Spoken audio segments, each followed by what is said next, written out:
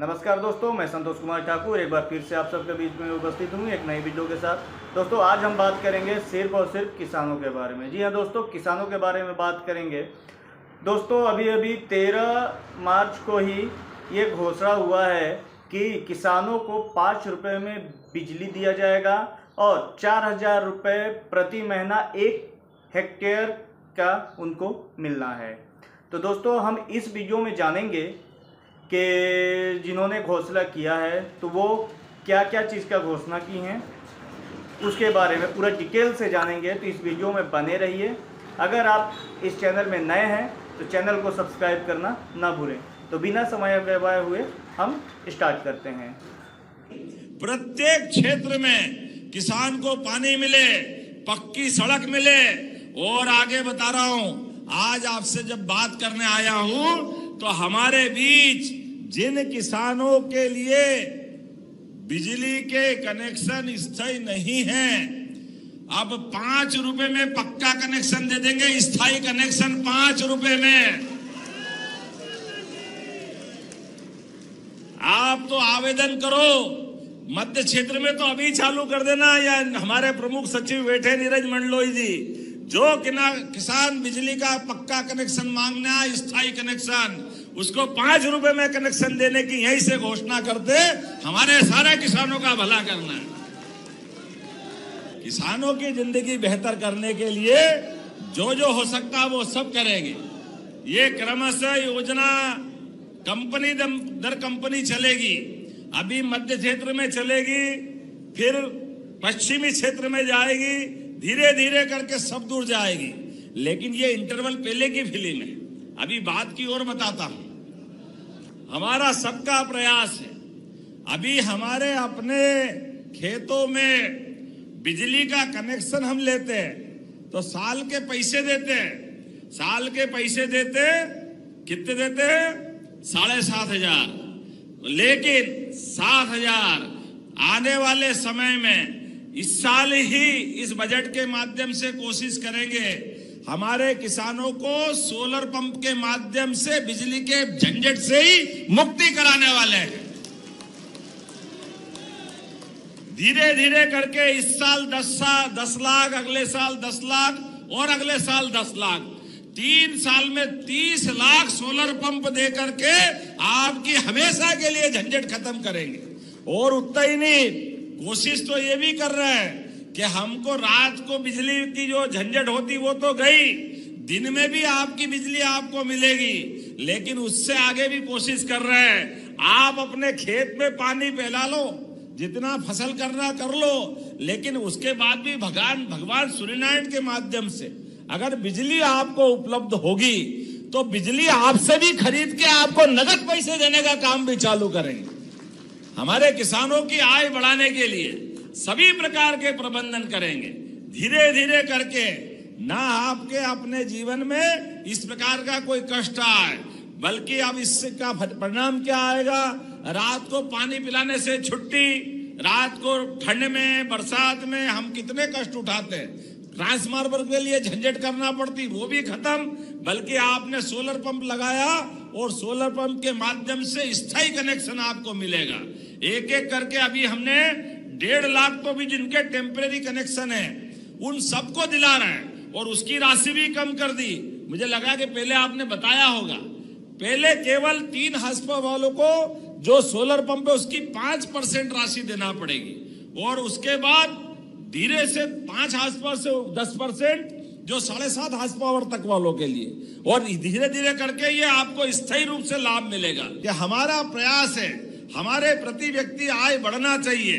इसलिए केवल ये उद्योग धंधे नहीं, हमने वर्षों से जिनके घर गाय वो गोपाल, जिनके घर गाय का कुल वो गोकुल। तो आज जैसा गेहूं पे, धान पे ये प्रोत्साहन आपको दे रहे हैं, उसी प्रकार दूध खरीदने के लिए भी बोनस की राशि देने की घोषणा करेंगे। बोनस देने की अपने घर में पहले तो वर्षों से यही होता आया था, खेती किसानी भी करो और दूध का रोज का नगद आय व्यय का सिस्टम बनता था। बनता कि नहीं बनता था? अब ये अलग बात है।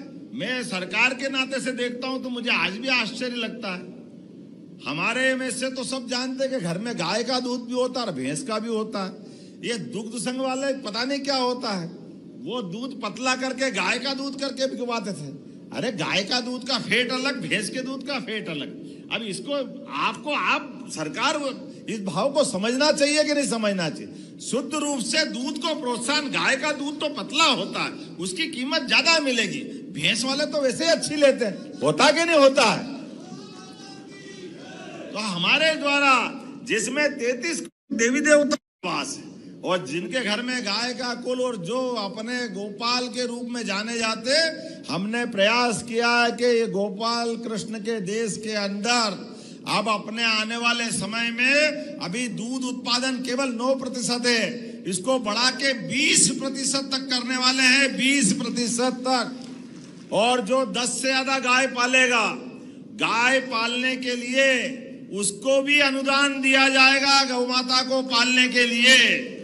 और उसमें भी 10 पालो, 20 पालो, 50 पालो, 100, 200, 500 जैसे फैक्ट्री लगाने के लिए अनुदान दे रहे हैं, उसी प्रकार से गांव-गांव में दूध उत्पादन का बढ़ावा देने के लिए ये प्रोत्साहन लगातार जारी कर रहे हैं। आप तो जानते ही हैं, अभी हमारे जो अपने शहरों के अंदर खेतों में नुकसान को लेकर के आशंका रहती है।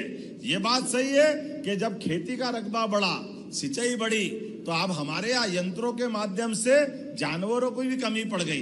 तो जो हम पहले बैलगाय के माध्यम से काम चलाते हैं, लेकिन धीरे धीरे करके वो स्थान कम पड़ा, तो जो लावारिस, अपाहिज ऐसी बूढ़ी गाय माता ये पूरे प्रदेश के अंदर और किसानों के लिए भी समस्या बन के खड़ी हुई। तो हमने कहा चिंता मत करो, बड़ी बड़ी नगर निगम में 10-10 हजार की गौशाला रखेंगे अपने भोपाल सहित सारे महानगरों में। और आपके आसपास में भी जहां कोई गौशाला चला रहा है, उसको 20 रुपया प्रति गाय माता के बजाय 40 रुपया रोज गाय माता का देकर के उन गाय माता के लिए गौशाला को भी सक्षम बनाएंगे, ताकि गाय माता के माध्यम से, गाय माता किसी की समस्या नहीं है, वो तो परमात्मा की दया है। हमारी माँ ने हमको दूध पिला के बड़ा किया है, हमारी माँ का स्नेह हमको मिलता है। लेकिन विश्व में एकमात्र गाय माता है जो अपने बच्चों को भी लालन पालन करती है और हमारे लिए भी दूध उपलब्ध कराती है। ये गौ माता का हजारों साल का अपना मानव का जब से जन्म हुआ, तब से प्रकृति ने ये परमात्मा के बीच दोनों का संबंध बनाया है। मोदी जी अगर देश में राज कर रहे हैं तो उनने हर पल हर समय अपने दुख के दिन को भी याद करा है, अपने गरीबी के काल को याद किया है। इसलिए एक एक कष्ट उनको मालूम है कि गांव के अंदर गरीबी का क्या परिणाम आता है और गरीब क्या गांव क्या शहर। इसलिए 4 जाति की भी बात करते हैं, तो किसान, गरीब, महिला, युवा। अब आप बताओ, अगर तीनों को, चारों को मिला दे, मैं तो एक बात जानता हूं, जैसे मंदिर के अंदर भगवान का भवन बहुत बड़ा हो सकता है, मंदिर के अंदर शिखर भी लगा हो सकता है, लेकिन मंदिर के अंदर प्रतिमा नहीं है तो मंदिर मंदिर नहीं, वो केवल एक बना हुआ भवन हो जाता है। ऐसे सच्चे अर्थों में वो भवन में बैठी हुई प्रतिमा ये हमारे अन्नदाता किसानों की प्रतिमा होती है। इसका आनंद हम अपने आप में समझ